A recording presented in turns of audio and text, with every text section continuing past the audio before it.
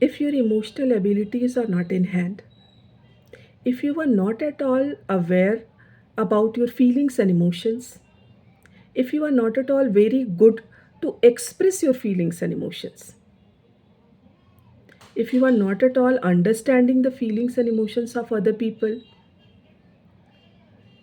and you are not at all able to nurture your relationships, you are not at all good in effective relationship, so no matter how smart you are not at all going to get very far.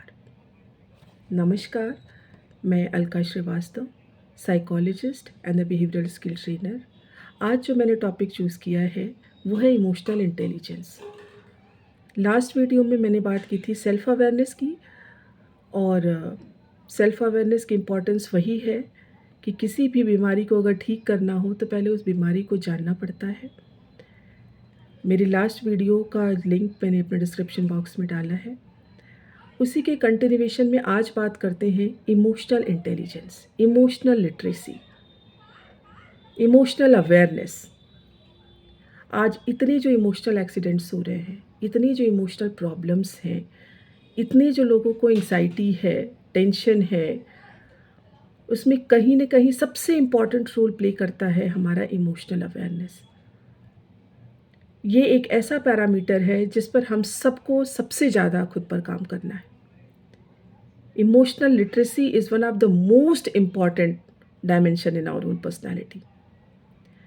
तो सबसे पहले हम लोग बात करते हैं कि emotional intelligence होता क्या है, उसके बाद क्या टेक्निक्स हैं जिससे हम अपने इमोशनल इंटेलिजेंस को इम्प्रूव कर सकते हैं।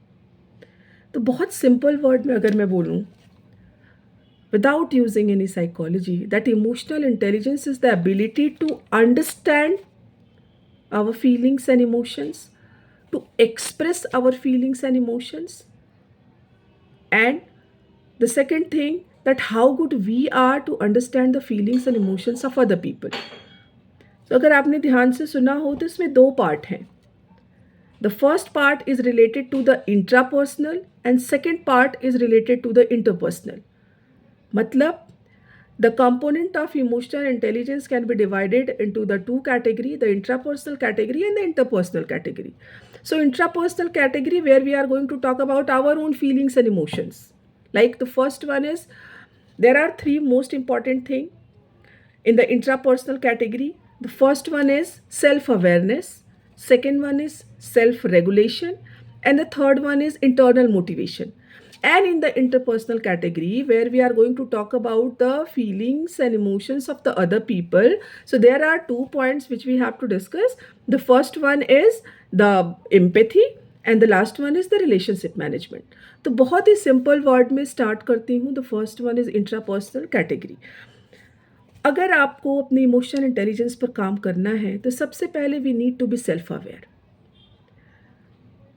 चाहते कुछ हैं, कर कुछ रहे हैं, दिमाग में कुछ चल रहा है, एक्शन बिल्कुल अपोजिट है।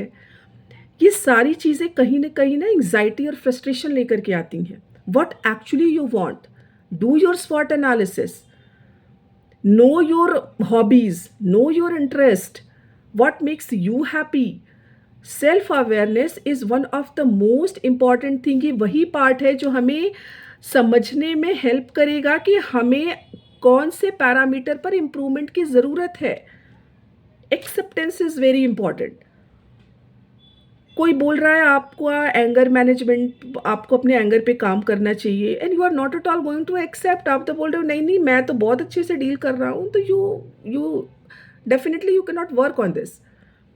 तो एक्सेप्टेंस होनी चाहिए, अवेयरनेस होनी चाहिए। आपको अपने फीलिंग्स, अपने इमोशंस को समझना पड़ेगा, क्या चाहते हो आप, और जो हम चाहते हैं उसको अगर हम अपने, कहते हैं ना कि हमारे थॉट और हमारे एक्शन में अगर हार्मनी नहीं हुई तो it will create so many problem. और यही आज के टाइम में हो रहा है। लोग चाहते कुछ है, कर कुछ रहे हैं, कहीं सोशल प्रेशर है, कहीं फैमिली प्रेशर है, कहीं दिखावा है, बहुत कुछ है। People are following the crowd. लोग भूल जा रहे हैं कि उन्हें क्या अच्छा लगता है। लोग ये देख रहे हैं कि लोग क्या कर रहे हैं, लोग क्या कहेंगे। आदि प्रॉब्लम का रूट कॉज यहीं से है। तो जो सबसे पहला पैरामीटर है जिस पर हमें काम करने की ज़रूरत है वो है try to be more aware about your feelings and emotions.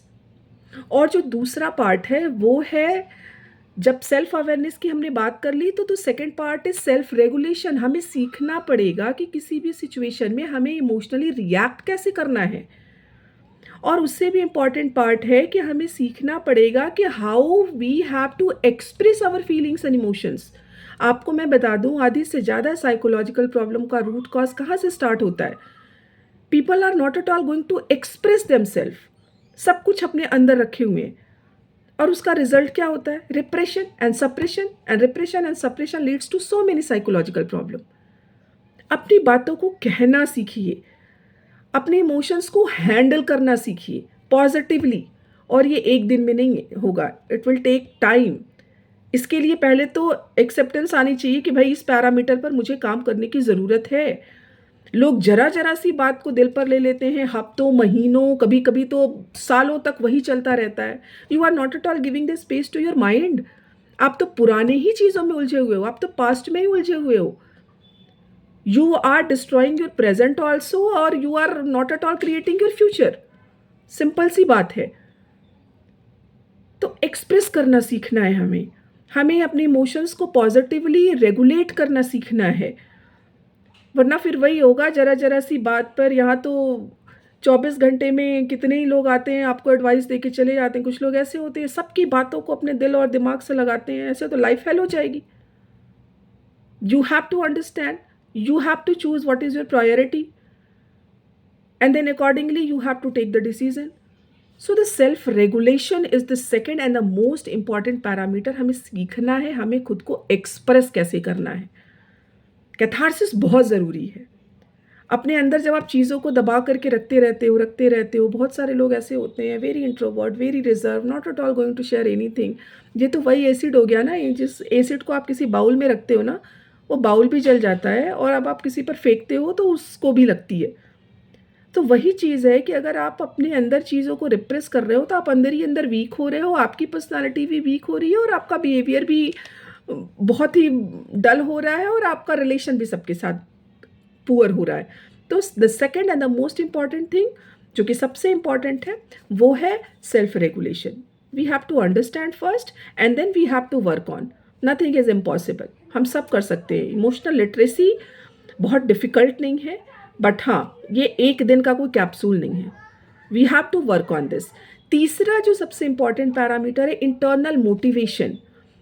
Internal motivation is one of the most important component of the emotional intelligence.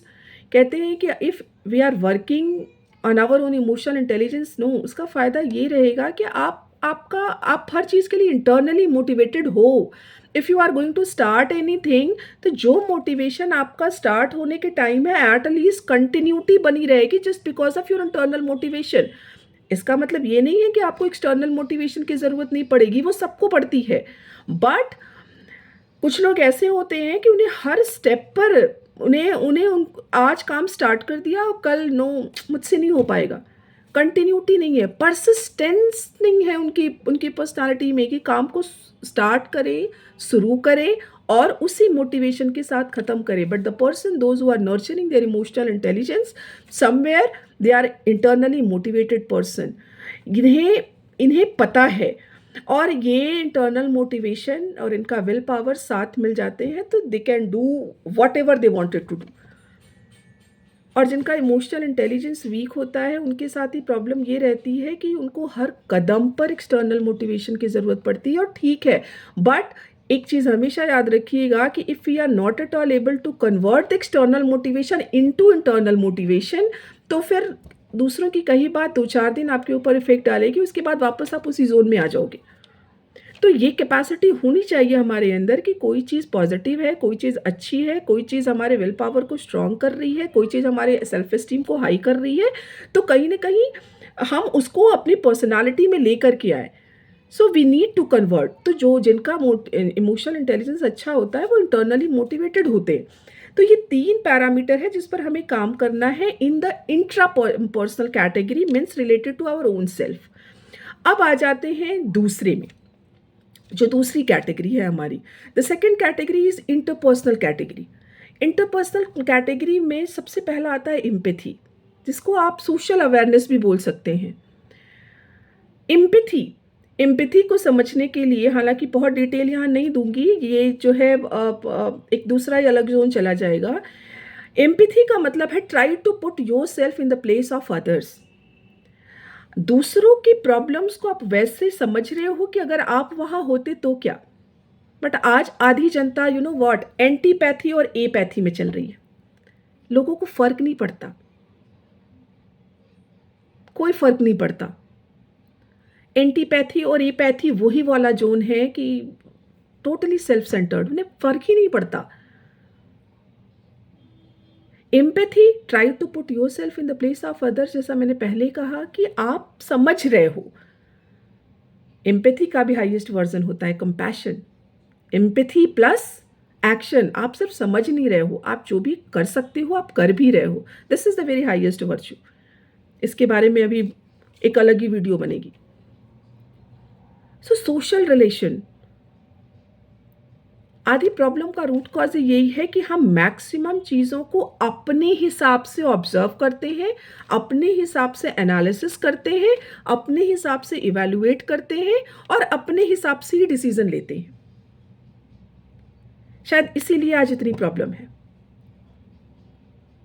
So we have to understand, जैसे मैं अगर बोलूँ इमोशनल इंटेलिजेंस का, मैं आपको डेफिनेशन दे रही हूँ with the help of the 5 components कि I am very good in my part, I know my own feelings and emotions, I know how to regulate my feelings and emotions, but I'm not at all good to understand the feelings and emotions of other people at all. तो इसका मतलब ये नहीं है कि मेरा emotional intelligence बहुत अच्छा है। एक पैरामीटर पर तो काम कर लिया, दूसरे पैरामीटर पर आई एम डूइंग नथिंग, और उसका रिजल्ट ये होगा कि कहीं ना कहीं आप जो है आइसोलेट हो जाओगे। And we all are a social human being. Social affiliation, social identity, ये हम सबका एक साइकोलॉजिकल हंगर है। So try to develop the empathy, try to develop the listening capacity. आज तो लोगों के पास सुनने का ही टाइम नहीं है। If someone is listening to you, no, वो आपको उससे प्रीसियस कुछ भी नहीं है, वो अपना टाइम दे रहा है आपको। That is the most important thing. Antipathy, apathy, आज यही रीजन है कि लोग इमोशनली ब्लंट होते जा रहे हैं। सिंपैथी, सामने बहुत अच्छे से बोल दिया बट उन्हें कोई फर्क नहीं पड़ रहा, बहुत ज़्यादा आधी जनता इसी में जा रही है। But we have to develop the empathy. एक लीडर में ये क्वालिटी होती है। एक लीडर ये चाहता है कि मैं भी सक्सेस हूँ और जो मेरे सबॉर्डिनेट्स हैं या जो मेरे लोग हैं उन्हें भी सक्सेस का टेस्ट दूँ। एक बार आपने किसी को सक्सेस का टेस्ट दे दिया ना, वो मेंटली लाइफ लॉन्ग आपका हो गया। और एक लीडर में जो ट्रांसफॉर्मेशनल लीडर होते हैं ना, उनकी यही कैपेसिटी होती है। और ये लीडर होते हैं, ये खुद पे काम करते हैं। और जब आप खुद पर काम करते हो ना, your behavioural pattern will be totally change towards other people also. जब आप ये एक्सेप्ट कर लोगे कि मैं मेरे ऊपर इतना काम कर रही हूँ, तब भी मेरे अंदर इतना एरिया ऑफ इम्प्रूवमेंट का स्कोप है, तो सामने वाला परफेक्ट कैसे हो सकता है। तो ऑटोमेटिक वो चीज़ें जो है, to try to develop the listening skills, try to understand the pain of other people, get connected, लोगों से मिलिए, लोगों से बात करिए, लोगों से अपनी प्रॉब्लम भी बोलिए, लोगों से उनकी प्रॉब्लम भी सुनिए। It will nurture the interpersonal relation also. और जो लास्ट का पॉइंट है, relationship management, it's a psychological proved कि the person those who are having the good relationship, no, somewhere they are nurturing their own psychological wellbeing. आप उनको देख के समझ लीजिए कि जो लोग अपने रिलेशंस को अच्छे से मैनेज करते हैं, if you are aware about the need of your all the relations, हर रिलेशन की अपनी एक नीड होती है, चाहे वो किसी भी तरीके का रिलेशन हो। And if we are aware about the need of the relation, and सबको खुश करने के लिए नहीं, that is something different. But relationship management is an art. कहते हैं ना, आपके लाइफ में ज़रूर कोई एक तो ऐसा होना चाहिए where you can express each and everything. Relationship management का ये सबसे पहला, जहाँ पर आप अपनी हर अच्छी चीज़, आप अपनी हर बुरी चीज़ बिना किसी हेजिटेशन के कह पाओ, बहुत इंपॉर्टेंट है ये लाइफ में। If you are happy then you need the relation, if you are sad then you need the people. Isolated होकर के नहीं रहा जा सकता। और आज प्रॉब्लम यही है कि लोगों का कोई सुनने वाला नहीं है। सो द रिलेशनशिप मैनेजमेंट, ये जो 5 कंपोनेंट मैंने आपको दिए, इंट्रापर्सनल में 3 component, self awareness, self regulation, internal motivation, और इंटरपर्सनल में 2 category, empathy and the relationship management. ये पांचों मिलकर के ना हमारे इमोशनल लिटरेसी का रेट तय करते हैं। And the person those who are very good in emotional intelligence no they are very good in decision making, they are very good in conflict management, they are very good to think something beyond the box. ये सारे वो उनके traits हैं जो उन्हें सबसे अलग बनाते हैं। लोगों के साथ रहना, they are very good in people management, they are developing a leadership quality. इनके अंदर जो लीडरशिप क्वालिटी होती है ये ईजिली लोगों को इन्फ्लुएंस कर सकते हैं, because somewhere they are working on their own self. आज इतने प्रॉब्लम्स हैं, इतने इमोशनल एक्सीडेंट्स होते हैं, लोग बोलते कुछ है, कहते कुछ है, करना कुछ चाहते हैं। ये सब कहीं ना कहीं हमारे इमोशंस को ना समझने, ना एक्सप्रेस करने का ही रिजल्ट है। मैं यहाँ नाम नहीं लेना चाहती, एक बहुत बड़ी लिस्ट है प्रॉब्लम्स की, साइकोलॉजिकल प्रॉब्लम्स की। So we all need to be emotionally aware. बहुत सारे टेक्निक्स हैं इन शॉर्ट पॉइंट वाइज। जैसे सबसे पहले तो ना, develop the mindfulness in your own personality. Mindfulness की एक पूरी ट्रेनिंग होती है। माइंडफुलनेस अपने आप में एक पूरा चैप्टर है, और this will definitely help you to improve your emotional intelligence. अपने गट फीलिंग पर काम करिए थोड़ा सा। Just try to take the risk in your own life.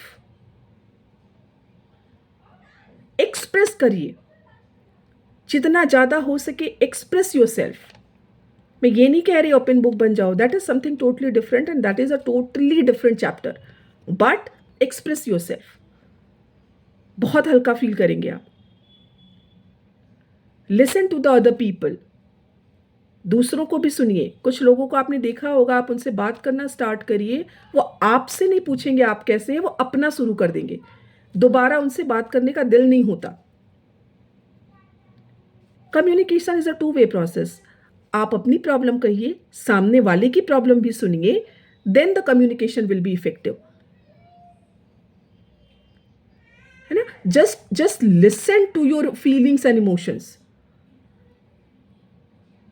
सो अपने अपने अपने पर्सनालिटी पर काम करिए, माइंडफुलनेस पर काम करिए, एक्सेप्टेंस लेकर के आइए पर्सनालिटी में। अपने एंगर को मैनेज करिए, बिकॉज सबसे ज़्यादा प्रॉब्लमेटिक यही होता है, एंगर मैनेजमेंट, स्ट्रेस मैनेजमेंट। अपने communication, try to be more assertive in your communication, because assertiveness ही एक ऐसा वे है कम्युनिकेशन का जहाँ पर without manipulation you are going to express each and everything, और आपका रिलेशन भी उससे अच्छा रहता है, और कहीं ना कहीं you are expressing each and everything, तो आपको अपने अंदर चीज़ों को रिप्रेस भी नहीं करना पड़ता। Try to take the decision. हो सकता है 1-2 बार गलत भी हो जाए, पर तीसरी बार सही होगा, and it will nurture your confidence. Never ever compare yourself, and every time just try to nurture your self-esteem. If you are having the high self-esteem, definitely you are giving the respect to yourself. And if you are giving the respect to yourself, then definitely somewhere you are working on your own self. So there are so many techniques. For more information, you can contact me. और emotional intelligence में बहुत सारे ऐसे techniques हैं जो बहुत help करते हैं, और ये आज के समय की डिमांड है कि we all need to be emotionally aware. With this everyone, अगर आपको मेरा ये वीडियो इन्फॉर्मेटिव लगा हो, यूज़फुल लगा हो, और अगर आपको इमोशनली अवेयर होना है, अगर you want to know the more techniques about the emotional intelligence, you can call me, और you can visit to my website. और लाइक, शेयर और सब्सक्राइब तो ज़रूर करें, ताकि मुझे भी मोटिवेशन मिले, आगे और वीडियो बनाऊं। With this do take a very good care of yourself friends. मिलते हैं नेक्स्ट वीडियो में। Till then take care, bye.